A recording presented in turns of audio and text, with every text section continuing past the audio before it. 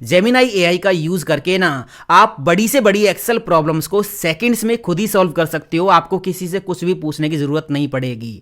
Data analysis कर सकते हो, डेटा क्लीनिंग कर सकते हो, एडवांस से एडवांस फॉर्मूला लगा सकते हो, वीबीएम मैक्रोज का यूज कर सकते हो, बहुत कुछ कर सकते हो। ये जेमिनाई प्लस एक्सेल का कंप्लीट ट्यूटोरियल आपको बहुत कुछ सिखा के जाएगा। ट्रेनिंग फाइल आप डाउनलोड कर सकते हो, लिंक वीडियो के डिस्क्रिप्शन में दे रखा है, डाउनलोड कर लेना और इसकी प्रैक्टिस करना अच्छे से। बस इतना कहूंगा, इस वीडियो को पूरा देख लो, नॉलेज से भरपूर है, आपके बहुत काम आएगा। और आज के एआई के जमाने में आपको एआई टूल्स की नॉलेज अच्छे से होनी बहुत जरूरी है। तो ये वीडियो बहुत काम का है, पूरा देखना। मैं हूं दीपक, आपका दोस्त। Let's begin this topic. तो यहाँ पे पूरे 10 एग्जाम्पल के साथ जेमिनाई का यूज एक्सेल में आपको सीखने को मिलेगा। और ये वीडियो देखने के बाद आपको अच्छे से समझ में आ जाएगा कि एआई का क्या रोल है एक्सेल में और कैसे आप बड़े से बड़े कामों को चुटकियों में कर सकते हो। पूरा वीडियो देखना, स्किप मत करना। तो यहाँ पे एग्जाम्पल नंबर 1 आप देखिए। इससे पहले आपको क्या करना है, ब्राउजर में जाना है, गूगल ओपन करना है, यहाँ पे अपना अकाउंट लॉगिन कर लेना है और सर्च कर लेना है जेमिनाई। gemini.google.com, इस पे क्लिक करना है और इस तरह का इंटरफेस आपके सामने आ जाएगा। अब यहाँ पे हम अपने सवाल जवाब लिखेंगे। पहला एग्जांपल देखिए, हमें करना क्या है। यहाँ पे स्टूडेंट के नेम है, यहाँ पे मार्क्स हैं। हमें रिजल्ट का स्टेटस निकालना है, फेल या पास। अगर इस सेल में जो वैल्यू है, ये है सेल कौन सा, C3। अगर यहाँ पे जो वैल्यू है, जो मार्क्स हैं 40 या 40 से ज़्यादा हैं, तो यहाँ पे पास आ जाए, नहीं तो फिर फेल आ जाए।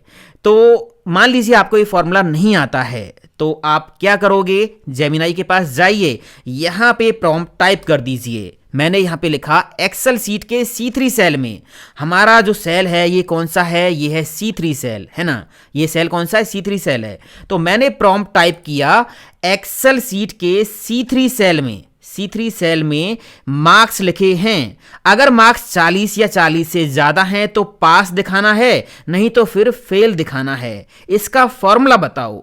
तो ये प्रॉम्प्ट मैंने यहाँ पे टाइप कर दिया है जेमिनाई में और देखते हैं कि ये हमें क्या आंसर देता है। तो हमने इंग्लिश में लिखा है, तो ये हिंदी में हमें जवाब दे रहा है, ये देखिए। और इसने बोल दिया कि ये फॉर्मूला लगेगा और इसको पूरा एक्सप्लेन कर दिया, नीचे आप पढ़ सकते हो। तो अभी मैं क्या कर रहा हूँ, मैं यहाँ से इसको नहीं रीड कर रहा हूँ, मैं बस डायरेक्ट यहाँ से फॉर्मूला कॉपी करूँगा और यहाँ पे डबल क्लिक करके फॉर्मूला पेस्ट कर दूंगा।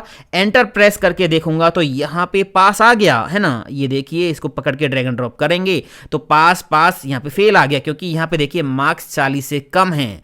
यहाँ पे 40 से कम है तो फेल आ रहा है और यहाँ पे 40 से ज़्यादा है तो पास आ रहा है।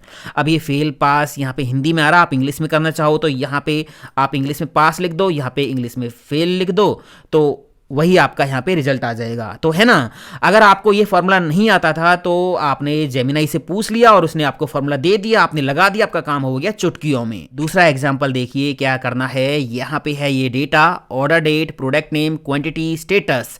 स्टेटस में delivered and on the way लिखा हुआ है। हमें क्या करना है, डिलीवर्ड ऑर्डर कितने हैं ये काउंट करना है और ऑन द वे ऑर्डर्स कितने हैं ये काउंट करना है। तो ये काउंट करना मान लीजिए हमें नहीं आता है, तो हम करेंगे क्या, हम जाएंगे जेमिनाई पे। मैंने यहां पे प्रॉम्प्ट टाइप कर दिया, एक्सेल सीट के ई कॉलम में प्रोडक्ट के स्टेटस लिखे हैं। ये कौन सा कॉलम है, ई कॉलम है। हमें काउंट करना है कितने प्रोडक्ट डिलीवर्ड हो गए हैं और कितने प्रोडक्ट ऑन द वे हैं। इसके लिए फॉर्मूला बताओ। सिंपल सी लैंग्वेज में मैंने प्रॉम्प्ट टाइप कर दिया है, यहाँ पे कर दिया क्लिक। अब देखिए, ये कुछ ही सेकंड्स में आपको फॉर्मूला जनरेट करके दे देगा और हम उस फॉर्मूला को यूज करके देखेंगे कि क्या वो प्रॉपर वर्क कर रहा है। तो इसने 2 फॉर्मूला दिए हमें, डिलीवर्ड के लिए ये फॉर्मूला यूज करना है और ऑन द वे के लिए नीचे वाला फॉर्मूला यूज करना है। तो पहले डिलीवर्ड वाला फॉर्मूला हम यहाँ से करते हैं कॉपी और यहाँ पे मैं डबल क्लिक करके फॉर्मूला पेस्ट कर देता हूँ। एंटर कर दिया तो यहाँ पे ये कह रहा है कि 6 ऑर्डर यहाँ पे डिलीवर्ड हो गई हैं। 1 2 3 4 5 6, बिल्कुल सही रिजल्ट आ रहा है। ऑन द वे के लिए क्या करेंगे, ऑन द वे के लिए नीचे वाला फॉर्मूला है, ये रहा, इसने दिखा रखा है, इसको कॉपी कर लेंगे और यहाँ पे लगा देंगे डबल क्लिक करके, कंट्रोल वी एंटर। ये देखिए, ये कह रहा है कि ऑन द वे जो ऑर्डर्स हैं वो हैं 3, 1 2 एंड 3। सही आ रहा है बिल्कुल। इसके बाद यहाँ देखो क्या करना है। ये डेटा है, order date, product name, quantity and status. जो भी प्रोडक्ट नेम हम यहाँ पे टाइप करें उसकी हाईएस्ट क्वांटिटी कितनी ऑर्डर हुई हैं वो हमें यहाँ पे लेके आना है। है ना। अब देखिए स्कैनर मैंने यहाँ पे टाइप किया तो स्कैनर यहाँ भी है, यहाँ भी है, यहाँ भी है। हमें क्या करना है, हाईएस्ट इसकी जो क्वांटिटी ऑर्डर हुई है वो कितनी है वो निकाल के लेके आना है। मान लीजिए आपको फॉर्मूला नहीं पता है तो चले जाइए कहाँ पे, जेमिनाई के पास, और यहाँ पे टाइप कर दीजिए प्रॉम्प्ट। तो यहाँ पे मैंने प्रॉम्प्ट लिखा है एक्सेल सीट में B2 से E11 रेंज में हमारा डेटा है। तो पहले मैंने इसको बता दिया कि हमारा डेटा कहाँ से कहाँ तक है, B2 से लेके E11 तक ये जो रेंज है इसमें हमारा डेटा है, जिसमें order date, product name, quantity and status colon है।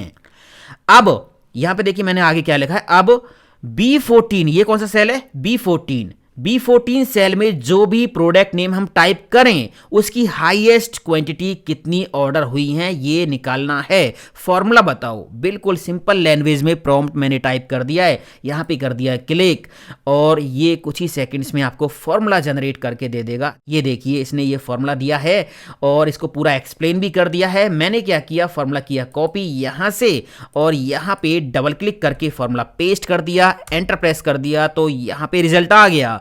अभी ये दिखा रहा है स्कैनर की हाईएस्ट क्वांटिटी जो है रिकॉर्ड में वो है 40। तो स्कैनर के 3 रिकॉर्ड ये रहे, यहाँ पे तो 40 नहीं है, यहाँ पे 40 है। तो हाईएस्ट जो ऑर्डर हुई है क्वांटिटी स्कैनर की वो कितनी है, 40 है। आप यहाँ प्रोडक्ट नेम करते हो चेंज, मान लीजिए मैंने लिखा प्रिंटर, तो प्रिंटर की हाईएस्ट क्वांटिटी कितनी ऑर्डर हुई है ये निकल के आ जाएगा। ए कॉलम में प्रोडक्ट आईडी है और जी कॉलम में टोटल यूनिट सोल्ड है।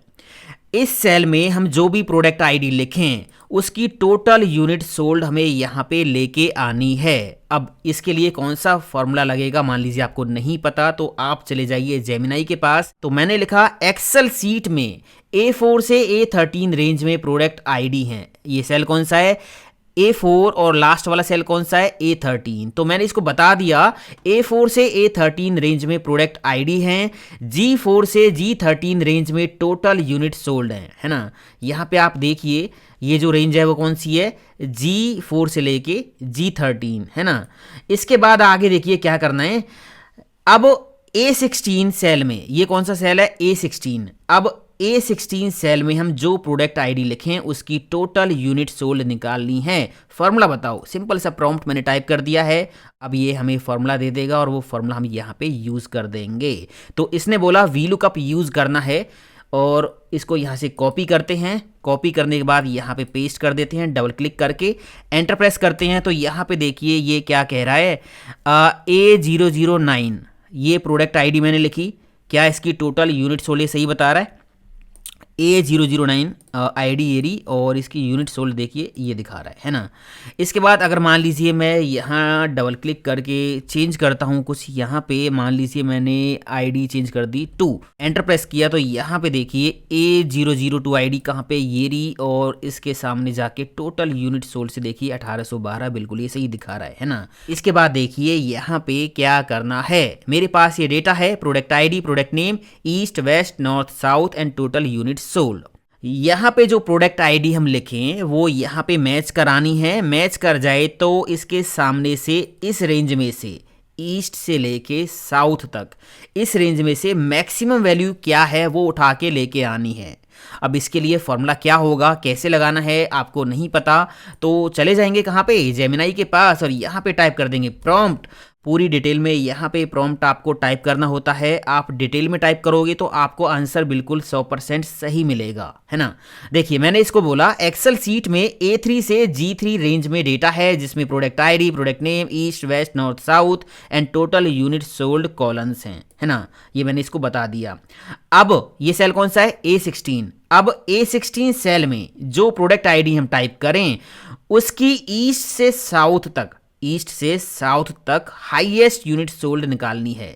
फॉर्मूला बताओ, है ना। तो ये मैंने सिंपल सा प्रॉम्प्ट टाइप कर दिया और इसे पूछ लिया, इसने कुछ ही सेकंड्स में मुझे फॉर्मूला जनरेट करके दे दिया। ये देखिए यहाँ पे मैक्स, इंडेक्स, मैच, जो भी फॉर्मूला है इसने बना के दे दिया। कॉपी करते हैं फॉर्मूला को और यहाँ पे लगा के देखते हैं कि क्या ये फॉर्मूला प्रॉपर वर्क कर रहा है। मैंने एंटर प्रेस कर दिया। अभी यहाँ पे आईडी लिखी है A007, तो A007 कहाँ पे, ये रही। इसके बाद यहाँ पे देखिए A007 की जो ये यूनिट सोल्ड है ईस्ट से लेके साउथ के बीच में, यहाँ पे मैक्सिमम वैल्यू कितनी है, तो यहाँ पे है 500, बिल्कुल सही आ रहा है। मान लीजिए आईडी मैंने चेंज कर दी A002, अब यहाँ पे ये कह रहा है 495, तो A002 आईडी ये रही, और ईस्ट से लेके साउथ तक ये जो रेंज है यहाँ पे देखिए मैक्सिमम वैल्यू कितनी है 495, बिल्कुल ये सही बता रहा है ना। अगर आप दिमाग लगाते तो आप बहुत देर तक सोचते कि कौन सा फॉर्मूला लगेगा, V lookup, x lookup, index, max कौन सा लगेगा, है ना। तो इसने चुटकियों में आपकी प्रॉब्लम का सॉल्यूशन आपको दे दिया। इस डेटा में ये जो एड्रेस लिखे हैं ना, ये लाइन ब्रेक करके लिखे हुए हैं। ये देखिए एक ही सेल में लाइन ब्रेक करके एड्रेस इस तरह से लिखे हुए हैं। हमें लाइन ब्रेक्स को रिमूव करना है, तो कैसे करें। चलते हैं जेमिनाई के पास और यहाँ इससे पूछते हैं। मैंने प्रॉम्प्ट टाइप कर दिया in C colon of Excel sheet. ये कौन सा कॉलन है, सी। तो मैंने यहाँ पे टाइप कर दिया in C colon of Excel sheet data is entered with line breaks, I want to remove these line breaks, what to do. तो इंग्लिश में मैंने टाइप कर दिया है, देखते हैं कि ये क्या जवाब हमें देता है, क्या सॉल्यूशन देता है।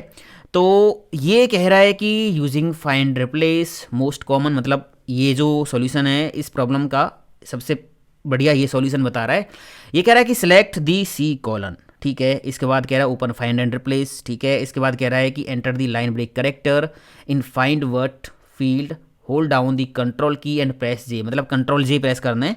इसके बाद रिप्लेस वाली जो फील्ड है उसको ब्लैंक छोड़ देना है और रिप्लेस ऑल पे क्लिक कर देना है। तो ये पढ़ लेना आप यहाँ पे स्टेप बाय स्टेप। अब इसको हम यहाँ पे परफॉर्म करके देखते हैं। तो सी कॉलन कर लिया सिलेक्ट, कीबोर्ड से प्रेस किया कंट्रोल एच, फाइंड वर्ड में क्लिक करके कीबोर्ड से प्रेस कर दिया कंट्रोल जे, रिप्लेस विद में कुछ नहीं करना, रिप्लेस ऑल पे क्लिक कर दिया, ओके कर दिया। तो यहाँ पे देखिए क्या हुआ, मैजिक हो गया, क्या मैजिक हो गया, ये देखिए, है ना। तो यहाँ पे परफेक्ट सॉल्यूशन हमें मिल गया है। इस तरह से आप लाइन का जो स्पेस है, जो रोज का स्पेस है, वो आप कम कर सकते हो या फिर ऑटो फिट कर सकते हो। सारी रेंज को सिलेक्ट कर लेना और किसी भी एक रो सेपरेटर पे डबल क्लिक कर देना, तो इस तरह से ये जो है डाटा फिट हो जाएगा। अब यहाँ इस डेटा में ना ब्लैंक रोज भी हैं बीच में, ये रे, हमें ब्लैंक रोज को रिमूव करना है। तो इसके लिए सॉल्यूशन अगर आपको पता है तो आप कर ही लोगे, नहीं पता तो जेमिनाई के पास चले जाना, यहाँ अपना जो प्रॉम्प्ट है वो टाइप कर देना। मैंने लिख दिया how to remove blank rows from Excel data. अब देखते हैं कि क्या सॉल्यूशन ये हमें देता है और उसको हम स्टेप बाय स्टेप अपने एक्सेल में परफॉर्म कर लेंगे। तो यहाँ पे इसने बोला कि गो टू स्पेशल का आप यूज़ कर सकते हो।